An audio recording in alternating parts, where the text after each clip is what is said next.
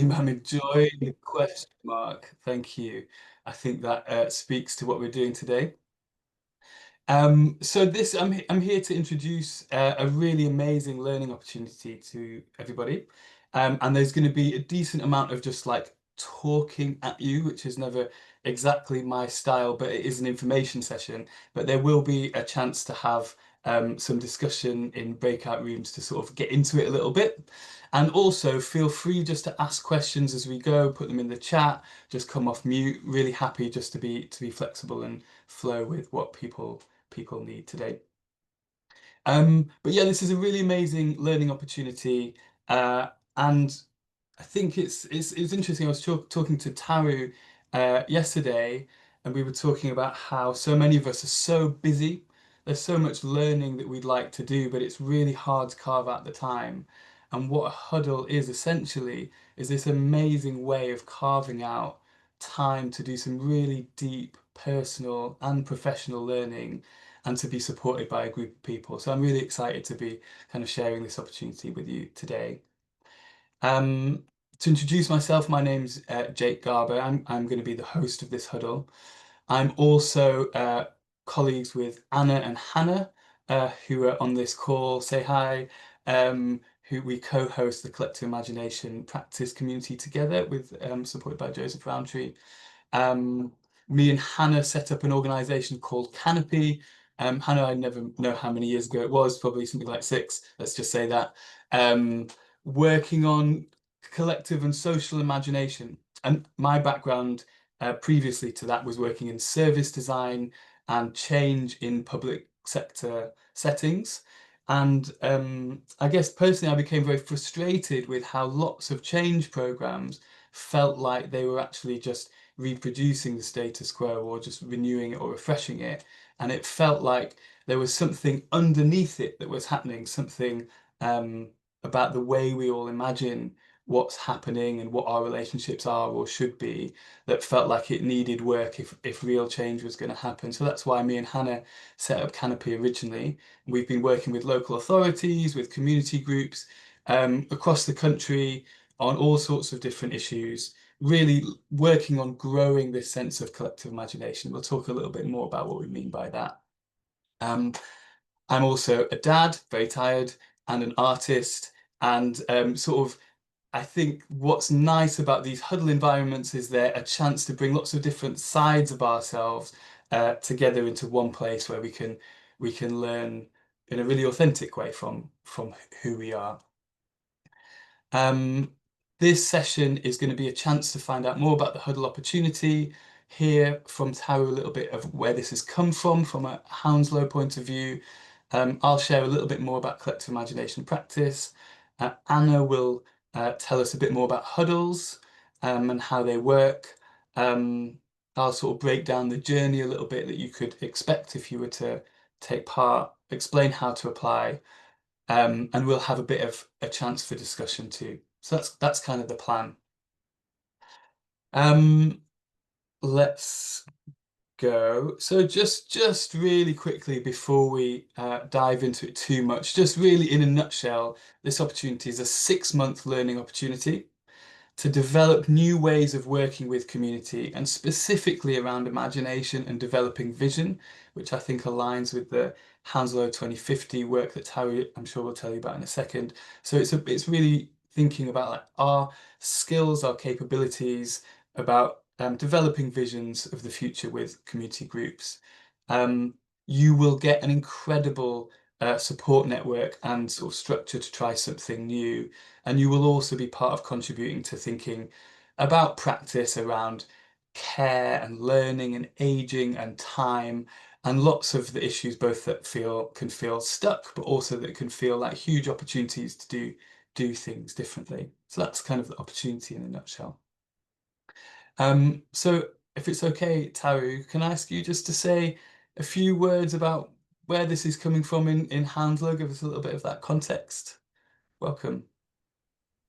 Awesome. Thanks, Jake. Hi, everyone. My name's Taru Yarshinska. I work as a Policy and Insight Manager in the London Borough of Hounslow, and I've been really excited about the sort of collective imagination practice and huddling for a while, so it's really exciting to have it in Hounslow. We've kind of been embarking on a journey, and we've kind of called it Hounslow Vision 2050, but it was about engaging with residents in various different ways to ask them what the future was. So we've had people who are in Hounslow probably know this, but we've had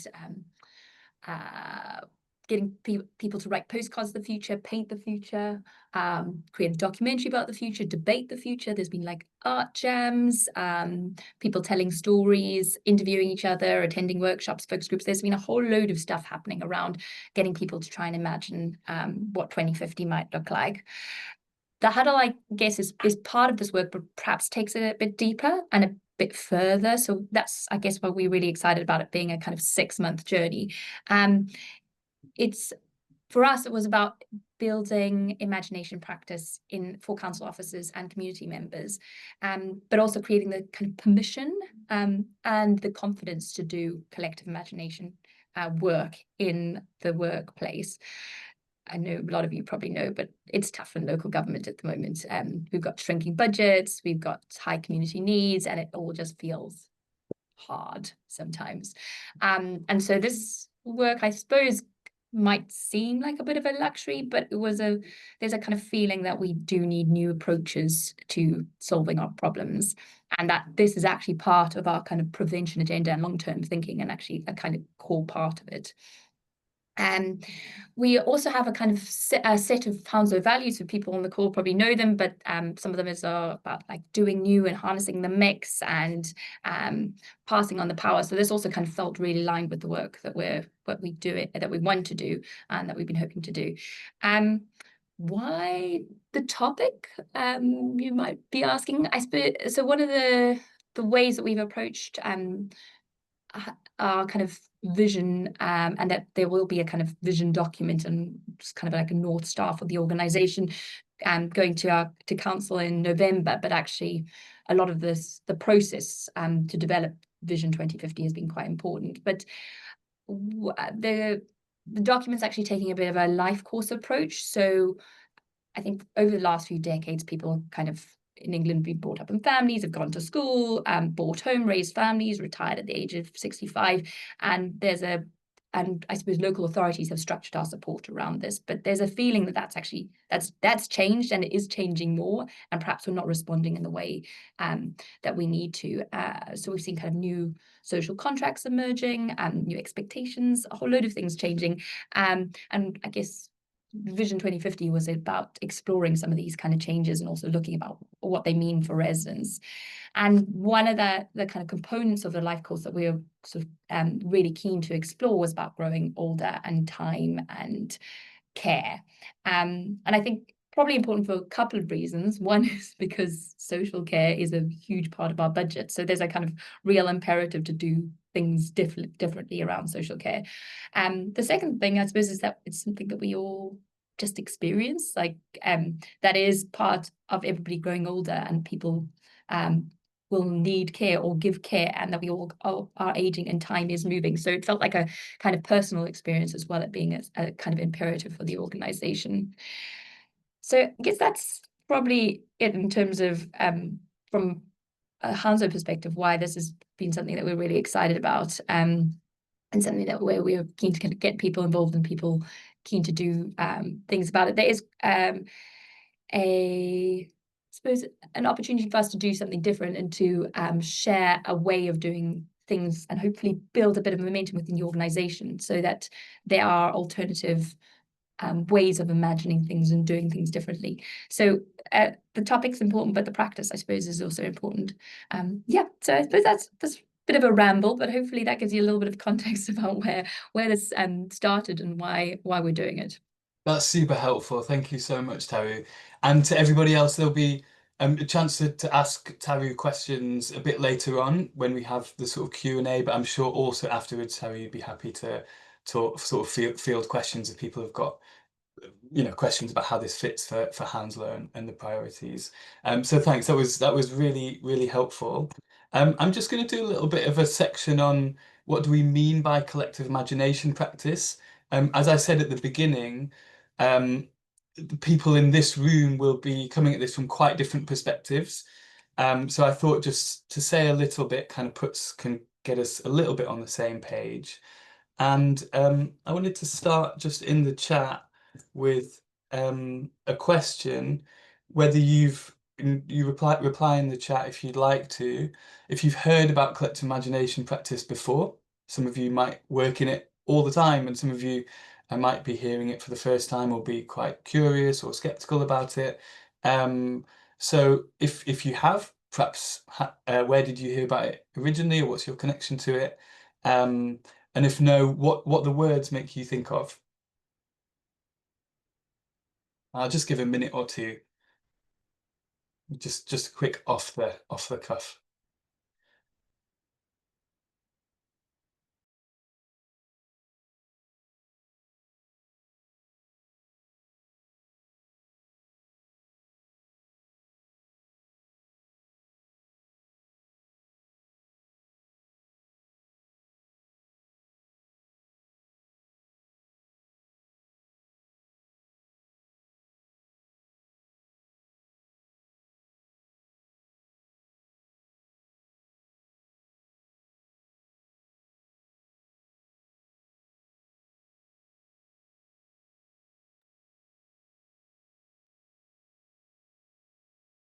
Hmm. I love these answers that are starting to come in. Um, I'm really, I can really relate to that sort of curiosity that sort of builds and grows until there's an opportunity to follow it. Um, Halima, I think that shared intuition is very, very intuitive. It's a really smart answer. Um, yeah, I really hear where you're coming from. Yes, Hillary. So Hillary, you're going to recognize the next photo, because I think it's one of yours. Um, so I'm gonna as these roll in, I'm going to start talking a little bit about collective imagination practice. But um, as me and Hannah always say, that it's not really appropriate for us to define it, but we can give some description to help us sort of orientate to it. And I guess um, one of the simplest uh, one of the simplest versions of collective imagination practice is different ways of helping people to imagine things together. And Hilary, apologies that this has got Ruth's name on it and not yours. But Hilary and Ruth have got this process called Town Anywhere, which Hilary, you'd speak to much better than me, but just for the sake of thanks, Hilary, for the sake of brevity here, it sort of brings people together in this really structured process for a day to think about what's going on um, in a local place, think about how we'd like it to be, and start to build the town of the future and inhabit the future for a bit and have conversations that would actually be impossible to have without sort of that physical interaction. Um, and I guess there's different ways that we describe collective imagination practice. So we talk about it being practice based. So it's learned from doing rather than from just thinking about things or analyzing things, as you saw in the previous picture. It's rooted in growing the capacity of people to see more possibilities. So often, Hannah and I will talk about being ruled by the dictatorship of no alternatives. We kind of taught that there's no other way than the way that we're currently doing things, but we think that can't possibly be true. So collective imagination practice is about helping ourselves and helping others to sort of break out of that dictatorship of no alternatives and feel a greater sense of possibility. It's work that emphasizes the collective, about working together and what we can dream together in a way that none of us individually could. Um, it's practice that can lead to material changes and shifts, because it's, in our opinion, it's not okay just to exist in imagination. There has to be a relationship between imagination and action. So part of our work is about developing that relationship between imagination and action, not just generating visions and then sitting them on a shelf somewhere to gather dust, but about how we bring our active capabilities in relationship to new imaginations. and very often it's multidisciplinary. So we'd be drawing on lots of different practices and experiences, and that's why it's so exciting to have all of you in the room and all of the different skills and experience that you all hold, and how that would interact with everybody else in the group and what that could produce together. And then I guess collective imagination practice is something that is growing. It's an emerging conversation, and there are other local authorities and government agencies that are working with it at the moment or have been doing in the past. Camden Imagines has been a very prominent one that lots of you will have heard of, which was a capability building program within the council, supporting council officers to develop their capacity for collective imagination. The lovely picture on the right is from Barrow in Furness in the northwest of England, very sort of left behind town, where an organisation called New Constellations worked with. You can see this billboard says, "The future belongs to those who believe in the beauty of their dreams." So they invited people from across the town to submit dreams, and then they created this team of people that included the chief exec of the council, a police officer, a barber, like also a real mix of people to work together to develop some orientating constellations and dreams for Barrow. Um, I ran Jake, last, yes. sorry, sorry to interrupt you. Hi. It would appear that people can't see your slides. I Oh, can see them, but I don't think others can. And you're describing these visuals so beautifully, and I would like it if people could see. I oh wonder wow. I wonder if I try and share instead. Please, yeah, I'll We stop give that a sharing. go. Yeah. Well, I'll stop Just whatever. you carry on, and I'll see if I can sort out the slides. Thank you so much. Well, oh, some people could see them. Um, It might just be me. I think it Go what to I the think it view I side think by side speaker. I think that gives you the slides as well. If everyone goes to view side by side speaker. shall I continue sharing? if that's the case, then go ahead. Okay, right. Sorry, one sec. Thank you for confirming that. Yeah, really helpful. 1 second.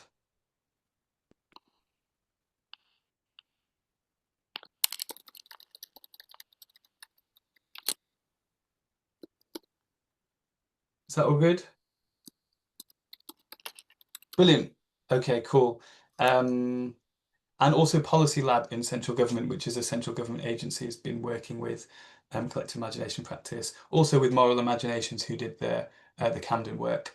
So it's a kind of growing practice, and I think what you can say safely is that it's an emerging practice. I think people are exploring the potential of it rather than having a like, this is it and this is how it works. So you would be coming into an exciting place of developing a field of work rather than the knowledge that this works like this, and you're going to get to know everything about how it works, because really you're going to be part of developing it too. And the theme of the huddle, we've already kind of touched on that, but it's really about creating community-owned visions of the future. It's about tackling sort of important and gritty questions, which Taru, you've already touched on, that are affecting communities, which could include things like care, aging, learning, housing, work.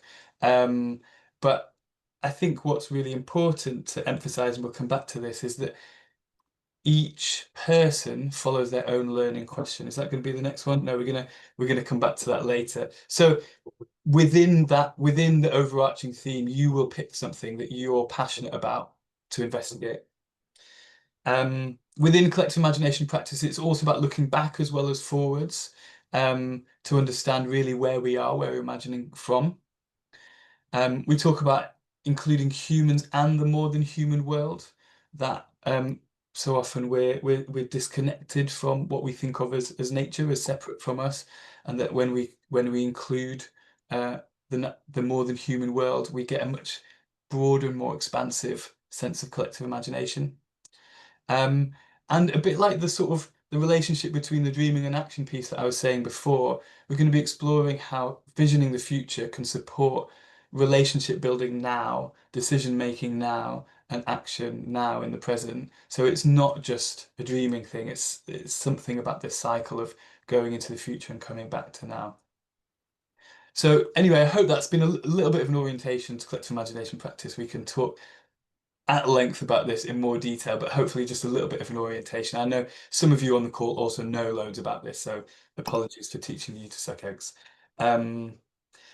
Anna, your turn to talk about Huddlecraft. Yeah, over to you. Thank you so much, Jake. This will be a whistle-stop tour because we want to spend some time in breakout rooms talking through what we might be bringing to these huddles, the inquiries, the curiosities that we're bringing to this space. So I won't take too much time up. It's a pleasure to be here. My name's Anna. I work with Huddlecraft, and we are a peer-to-peer learning organisation, so the big H, Huddlecraft. And we're really curious about what can take shape when we come together in carefully crafted groups to learn and act in purposeful ways. And I'm really interested to see, I just want a bit of audience participation, basically. If you are able to, if you could take off your video, or put on your video rather, so yeah, so we can see faces, and just a show of hands, so you can do some of this business or just put your hands in the air, if you have heard of huddling before or Huddlecraft before. I've got a good thumbs up there. Okay, great. And another question is, have you ever huddled before? Okay, we've got a couple of huddle crafters. Okay, wonderful. And then just one more question. I'm interested in knowing if people are based in Hounslow or close by to Hounslow. If you could have a show of hands or hands up. Okay, we've got some, yeah, a little bit. I'm close by. And last question, who is connected to a community in Hounslow or the surrounding area in any way, shape or form? Show of hands. So it could be that you work with them, you're part of a group, part of a community. Okay, really interesting to see the spread. Thank you for that. So yeah, just to kind of return to what Huddlecraft is then, so to give you a little bit more of a bit more context. So we're really passionate about the power of peer-to-peer and learning and action in those spaces. And many people have heard of peer-to-peer. You've done it before, you've worked in those spaces perhaps. But Huddlecraft have been experimenting, iterating, learning about peer-to-peer kind of technology, if you like, for the last 8 years across many different sectors and spaces. And we're also a little H, so we're a practice. Huddlecraft is a practice, and it's the practice of designing how we bring people together as peers. So it's through designing and applying huddles within groups, organizations, communities, movements. We found that purposeful peer groups have such an incredible potential to allow people to pool skills, resources, and to accelerate and amplify learning and action in those spaces. So we use Huddlecraft as a method, a practice, a collective imagination practice in some senses, for harnessing our potential to shape alternative futures. Could you go to the next slide, please, Jake? Thank you. So you can see on this slide a kind of a rundown of what Huddlecraft is about, but it's really a way of learning that's cooperative, creative, and purposeful. And we gather usually within 6 months, but they can be shorter. And it's kind of like a learning accelerator for groups of peers who pool resources and skills and networks, crucially, in order to multiply development. Next slide, please, Jake. A huddle has 3 key elements to keep in mind. So there's a defined purpose in the shape of an overarching question, a challenge, a theme, and or place. And this obviously will be placed in Hounslow. It's around peers. So there's always a group of people who've been curated to come together to commit to the purpose. And it's always up to 12 people, no more.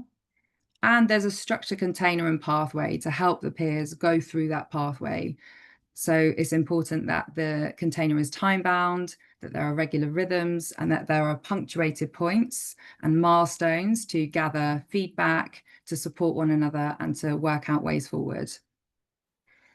There's also a really key part about the size of the group. So each peer will have a relationship with each person in the group. So it's multi-directional within huddles. And the thing is about the group of 12 is that we know that each person will know each person. They'll have accountability to each person. There'll be visibility. If people don't show up, you know about it. And there's a deepening and a richening of connections and skills and knowledge across the group. And you have that collective resource as well. So the more people you have, the more pool of resource that you'll have. So with 5 people, you have really strong relationships and a strong bond, but less of a pool of resource and connection. With 16 people, sorry, you have lots of resources, but the quality of connection may decrease, visibility decreases, and so on. So if you go to the next slide, please, Jake. In the huddling process, we have people who arrive leading their own learning, and we're going to go into a little bit around learning questions shortly, but it's a structure that allows participants to really lead their own learning journey and to grow valuable and transferable skills through that process. So within the huddle process, we develop skills like coaching, feedback, facilitation, learning exchange, critical thinking, and more. And we found that people who participate in huddles often become pollinators of peer-led approaches. So they take these practices outside of the huddle, way beyond the lifespan of the huddle, and replicate them across their life and work. So there's lots and lots to gain, not only kind of professionally from these spaces, but personally as well, and the potential for many onward ripples beyond the huddle. And let's not forget that it's loads of fun. Like, these are playful spaces. We often call them third spaces. So it's not quite work. It's not quite, you know, friendship, like personal kind of hanging out with family and friends, but it's something else. And we often call these spaces microclimates. If you just go to the last slide, please, Jake. So this idea that we're developing and enabling these conditions for different ways of thinking, different approaches, different ways of relating to one another to take place. So it's really a unique container that allows for creating more meaningful experiences and change within it. I think that's all of my slides, Jake. Oh yeah, just to say, we've been huddling, as we said, kind of for 8 years. We've done a host of huddles now in local authorities. So there's lots and lots of examples of ways in which people have used the huddle to apply their learning in action to their work, to their personal lives. So if you would like to have some more information about them, you can come and check us out, and also ask any questions that you've got in the Q&A section, which will come up at the end. Please also pop any questions that you've got in the chat. Over to you, Jake. Thank you so much, Anna. That was brilliant. What a great introduction to huddles. Really exciting. So this is the kind of last sort of talking at you section before we give you a chance to sort of digest some of this together. So Anna's talked about like how the huddles work in general. So I want to just share a little bit about how this one will work in particular. And there is more detail to share behind this. I don't want to overload you with that, but if you feel like you want more information, then please get in touch. So as we said right at the beginning, this is for people who work at the council, but it could also be for other kind of agencies within Hounslow. I know Terry has some question. Somebody asked you about people working at the NHS. I think, you know, we're open to that. The second group are people who are Hounslow community leaders, activists. I know that some people who I would call that might just call themselves community members. So I'm not going to be super like hard line about that, but people who are kind of living and acting in community in Hounslow. And then the third group of people are people who work with collective imagination practice. So they might be artists or people who are able to sort of offer creative ways of people coming together to imagine. And we're imagining that it'll be roughly made up of 3 equal parts, so perhaps four places for each. There is quite a structured journey, and in the blog which introduces it, there are actual dates and times for each one. But there's an application process which closes early in September. I'll give you the date at the end. We will select. We will let you know who's going to take part. Then we have a kick-off event, which will be in person in Hounslow, and there'll be in total, I think, 4 in-person days, which are 10 till 4 in Hounslow. So it's really important that you can get to Hounslow, wherever you're based, at least 4 times in the next 6 months. So there's the kickoff. There are 2 what we call kind of power-up days, where we spend time together sharing our learning in more depth and sort of setting a direction collectively.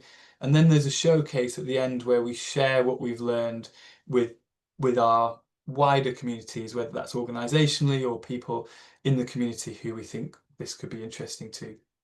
And in between that, we have fortnightly calls, which are 2 hours long, where the first 2, I will share some training on collective imagination practice, even and maybe we'll collaborate with some of the collective imagination practitioners, but just to get everybody kind of on a bit of a level in terms of collective imagination practice, knowing that that's from your comments that's unfamiliar to some, and that's great. And then after that, each session will be led by a pair of peers, a bit of a tongue twister. So the people taking part create the course together. So that's something that's really important to remember about the huddle. This isn't me providing you with a course, this is us creating a learning experience together based on our skills and experience and curiosities. So yeah, 1 host, 12 peers, 6 months, September to March 2026. You'll be put in a buddy pair, so you'll have, as Anna was talking about, the sort of strength of connections, hopefully with somebody that's quite different to you, so there's a real learning opportunity. I think that's the only extra thing from that slide. And you will guide yourself through this process using a learning question, and that's really, really important. I'll just read the quote here. This is from Huddlecraft blog. It says, "A learning question is like a thesis question. It's your own unique course title, frames your goals, challenges, or curiosities as a site for active exploration and response. It's an itch you have to scratch." And I think the last part is really, really important. It can't just be something that's in your job description. It has to be something personally you care deeply about and you're curious about and you just want to know more. And here's a picture of a colleague of mine, Fan, wonderful designer and human being. And when she huddled one of the very first huddles, her learning question was, what is hope and can it be designed? So you see, they can be quite broad.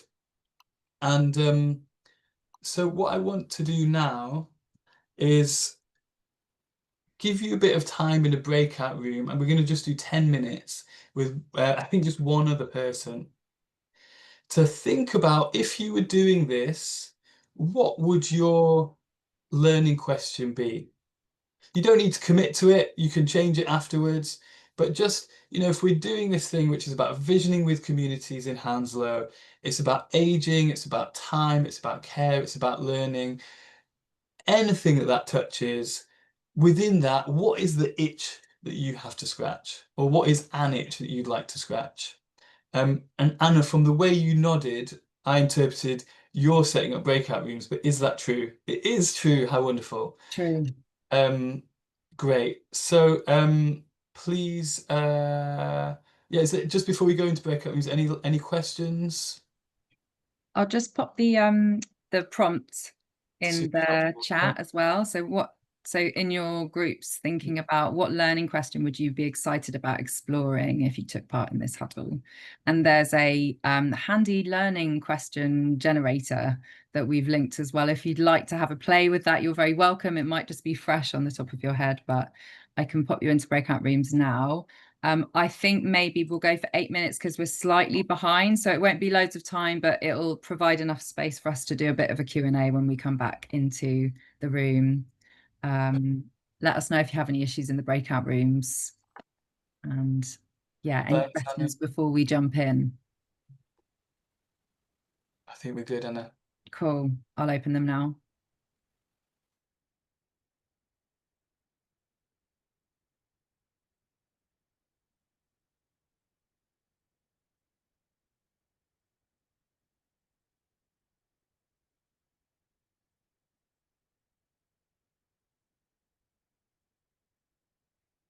Hey, Anna, you put me in a breakout room. I did. I'm just going to press record quick. Pause on the record. Come back.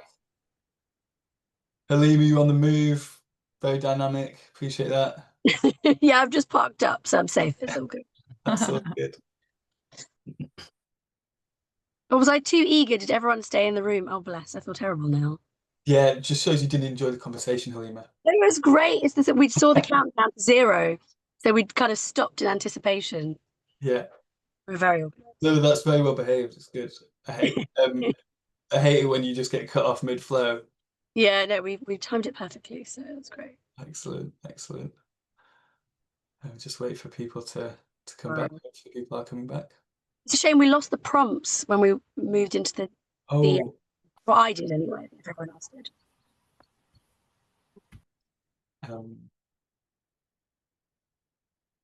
excellent. Welcome back, welcome back. I hope you had some interesting conversations. Hello, Ambreen's child.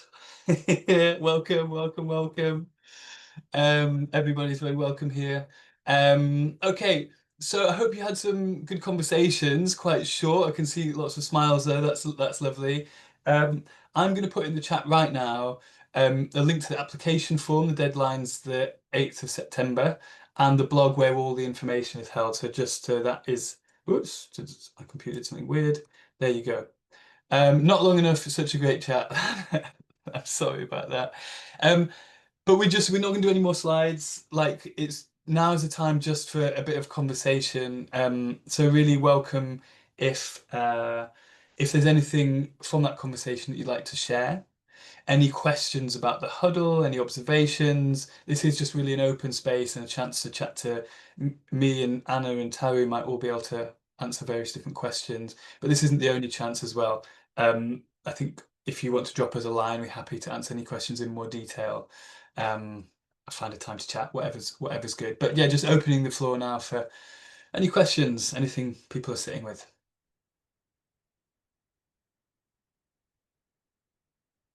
Mike, go for it. Hi, it's been really interesting hearing about the approach and what the huddle wants to do.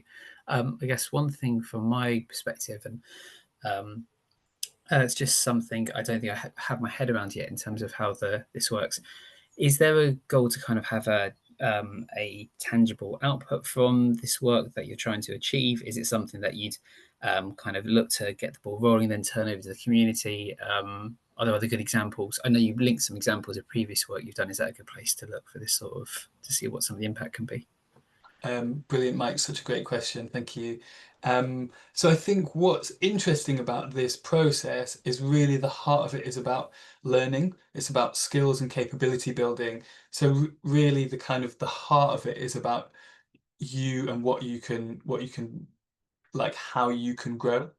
There isn't a specific outcome, and that is partly characteristic, I suppose, of emergent processes, that when you have a goal, you know that you've created that goal from the thinking that you already have, and you kind of want to grow for that goal to be able to evolve. I think what we can say, and Anna can speak more to this than I can, is that people who've gone through huddles have not infrequently gone on to set up businesses, organizations, their own learning opportunities, community events. So I feel like in a way those things happen organically, but not as a like determined outcome, if that makes sense. Yeah, thanks for that, Jake. And yeah, just to say, really appreciate that question, Mike. And it's so dependent on who comes to the journey as to what the outputs are. So in the application form, you will see that there's actually a question that is related to that. So what is the idea of like what you might want to have emerge or result from this process? Just at the start, we're trying to kind of seed those ideas about what an output might look like for each individual peer. And that can change and evolve, and it inevitably does as the process moves forward. But yeah, in terms of a kind of set collective output, there isn't one at the beginning of this journey for the huddle. Thanks, Anna. Thanks for the question, Mike. Thanks, really helpful. Brilliant. Halima, hello. I suppose I wanted to understand the connection between the I think you called it like the thesis kind of question, the imaginative kind of question, and how that relates to the other members of the huddle's kind of collective questioning, imagining. Are you looking for in the application? I suppose one is like how do you find the participants because their questions relate to one another, or is it not really about that? Like, is it that I'm just interested to know. I suppose a little bit to do with the outcomes, I suppose, as well. It's like, are we all on a shared but separate journey of kind of imagination, or is it about finding connection between those questions? Yeah. That's a brilliant question. I'm going to hand straight over to Anna for that because I think you've done so many huddles. Yeah, I love that question. Thanks so much, Halima. Yeah, it's almost like, I think we're not trying to find questions that match one another. We're trying to find a constellation that is in some way going to inspire one another's questions to deepen, to grow, to take different directions. So I think what we would do is, looking at the questions that might be emerging from the applications, we would think that perhaps those two questions for two applicants, two questions might really weave well together. So we might put those two people in a buddy pairing, and that would happen kind of later down the line at the kickoff session once people have met and started creating those bonds. So that's the way in which we might curate pairings. But in terms of the constellation of questions across the huddle, the more diverse, the better, in my experience of huddling. And because this huddle is with collective imagination practitioners, it's with people from Hounslow community, it's with people from Hounslow Council, we're inevitably going to get a really rich mix of curiosities, questions, applications for collective imagination practice. So yeah, I think it is about the constellating of the group. And there will be some work with Jake and Huddlecraft and the council to think about what's best for the broader strategy, if you like, or what we're trying to do with this huddle. That will definitely be part of the process of working out who participates. But yeah, it's just coming with your heart, basically, and we feel it from there. Jake, did you want to add anything? No, just underline that last point of like that sense of like that itch to scratch there, bleeding with your heart, like something that, like a sense that it's something you're genuinely passionate about, I think is the thing that I think will make it work. But it's a great question, Halima. Let's go to Even. Hello. Hello. Hi. It's a little bit of a provocative question. Like, since I will lead with my heart and will put a lot of, I would like to participate on this, and I will put effort. What happened with the people that get refused? Because I think, I understand all this idea of kind of empiric idea of 12, and I'm not debating that, but in the same time, like it's a lot of things are exclusive in this way. And I don't know, did you have any thought about the people that would like to do it, but they will be not in the court? Yeah, lovely. Great question. I know I'm going to talk about the last huddle that I did and then perhaps hand to Anna again. So in the last huddle, there were some people who weren't selected, but it was also through processes like this that we found a core of people who the opportunity felt really right for. So there was a sense of it didn't feel as exclusionary, but there were certain people who really they couldn't make the time commitment, I think was the crucial thing. And those people played more of an external role. So they kind of joined for certain parts and not for others. So I think that's it's often the really key thing because it is a time commitment and you really get out what you put in. So yeah, and I think that would be working with Tara and with Anna to think about like what are the opportunities that we can create. around the outside. But I think it's a beautiful question because it should be about a wide sense of us and togetherness, as well as Anna's great point around the quality of the connections you have when you also limit it. Anna, I don't know if you want to add anything to that. Yeah, no, I think that's just I think you've nailed it there. And also just to say, if there's people who aren't able to make it onto the huddle because of the restrictions around or the limitations around the number of people within a huddle, there are these kind of milestone points that we invite people into the process as well. So there's the power up day, there's one of the power up days, and then the showcase as well, and then like the ongoing kind of like what has resulted from the huddle and how we can bring more people into that journey and that ongoing process. I think there's some really interesting work that could be done there. So by no means do we want to you know, deplete people's motivations or make people feel excluded. It's such a tricky one for us to kind of, it's a tricky line to walk. But yeah, I really appreciate that. Yeah, raising it. Yeah, were there any more questions coming? We're almost at time, so perhaps. Oh yeah. Let's go, Ambreen, and I'll answer Halima's question in the chat at the same time. Ambreen, hi. Hello, just a quick one for me. Are you looking for an equal balance of people, Hounslow Council community? That's roughly the idea, and we'll see, kind of see who comes forwards as well. And then the other one, are you looking for collective imagination practitioners that are currently active in that space, or those who are curious in becoming more practiced? I don't know what the right word is. As collective imagination practitioners, yeah, that's a really helpful question.